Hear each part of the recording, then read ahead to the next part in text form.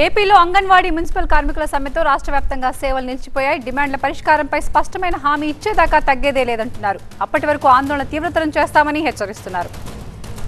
Out sourcing ఉద్యోగుల్ని permanent చేయాలనేదే municipal ఉద్యోగుల ప్రధాన demand. అటు వేతనాన్ని 26,000కు పెంచాలి, సంక్షేమ పథకాలు వర్తింపజేయాలని అంగన్వాడీలు కోరుతున్నారు. గత ఎన్నికల సమయంలో సీఎం ఇచ్చిన హామీలన్నీ గుర్తు చేస్తున్నారు. 18,000 కనీస వేతనమైనా ఇవ్వకపోతే బతికేదెలా అంటున్నారు. నిన్న మంత్రి ఆదిమూలపు సురేష్తో చర్చలు జరిపినా ఫలితం లేకపోయింది. ప్రభుత్వం మీ గురించి ఆలోచిస్తోంది, సమ్మెను విరమించండి అని మంత్రి చెప్పినా ససేమిరా అంటున్నారు కార్మికులు. మరోసారి మున్సిపల్ ఉద్యోగులతో మంత్రి చర్చలు జరిపే అవకాశం ఉంది.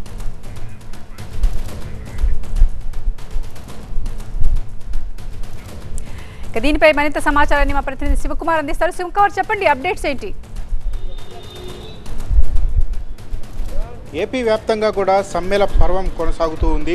ఒకవైపు అంగన్వాడీ ఆశా వర్కర్లు, మరోవైపు మున్సిపల్ కార్మికులు ఈ సమ్మె బాట పట్టి ఆందోళనను రోజు రోజుకి తీవ్రతరం చేస్తూ ఉన్నారు.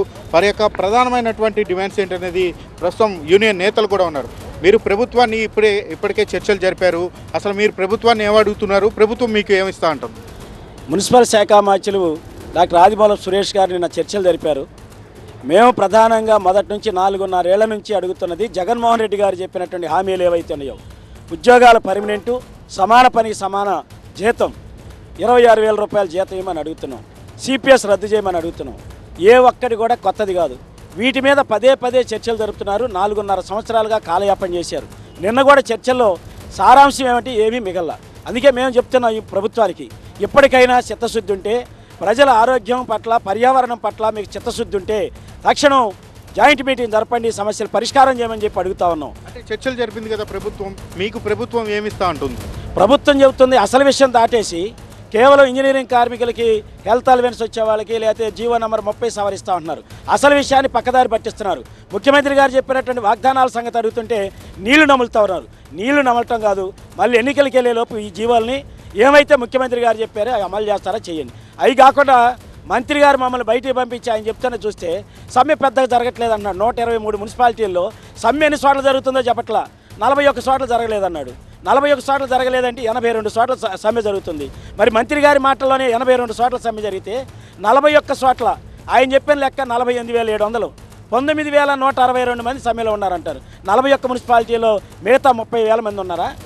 మిగతా అన్ని చోట్ల కలిపి 82 చోట్ల 19,000 మంది ఉన్నారా? ఈ మాటలు ప్రజల్ని తప్పుదారి పట్టించాయి. కార్మికులు రెచ్చగొట్టేటువంటి ఈ పద్ధతులు మానుకోమని చెప్పి రాష్ట్ర ప్రభుత్వాన్ని మేము డిమాండ్ చేస్తాం. ఇక్కడికక్కడగా కూడా రాష్ట్ర వ్యాప్తంగా చెత్త పేరుకుపోతూ ఉంది. మీరేమో సమ్మె కొనసాగిస్తూ ఉన్నారు. ఎప్పటి వరకు ఈ సమ్మె కొనసాగే అవకాశం? అది మా చేతుల్లో లేదండి. మేము 4.5 ఏళ్ళుగా ఈ ప్రభుత్వానికి మొరబెట్టుకున్నాం. అనేక మెమోరాండాలు ఇచ్చాం, కట్లు ఇచ్చాం. మొన్న ఆగస్టు 10 మంత్రి గారు చర్చలు జరిపాడు. జూన్ 27 ప్రిన్సిపల్ సెక్రటరీ గారు జరిపారు. మొన్న 14వ తారీఖు జరిగింది ప్రిన్సిపల్ సెక్రటరీ గారు. నిన్న చర్చలు జరిగాయి. ఇవి 4 కాదు, ఈ 4 సంవత్సరాల్లో సుమారు ఎవరైనా జరపని 70 నుంచి 80 సార్లు చర్చలు జరిపారు. ఒక్కటి కూడా నెరవేర్చలా. అవి నెరవేర్చకుండా చర్చల పేరుతో కాలయాపన చేసి కార్మికుల్ని అసంతృప్తికి, కోపాగ్నికి గురి చేసింది ఈ ప్రభుత్వం. కాబట్టి ప్రభుత్వం దగ్గర అసలు బంతి ఉంది.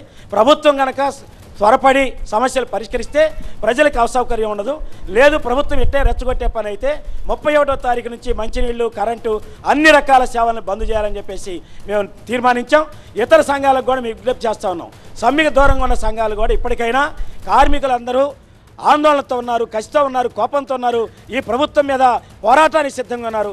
ఇటువంటి నేపథ్యంలో అందరం కలిసి పోరాడితే కార్మికులకు న్యాయం చేసిన వాళ్ళం అవుతాం. లేదంటే ప్రభుత్వానికి తొత్తులుగా మారిన వాళ్ళం అవుతాం.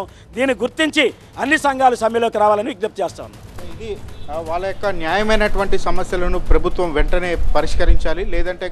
లేదంటే ఈ సమ్మెను రోజు రోజుకి కూడా మరింత తీవ్రతరం చేస్తామని చెప్పని నేతలు అయితే చెప్తున్నటువంటి పరిస్థితి అయితే కనపడుతుంది. Over to studio.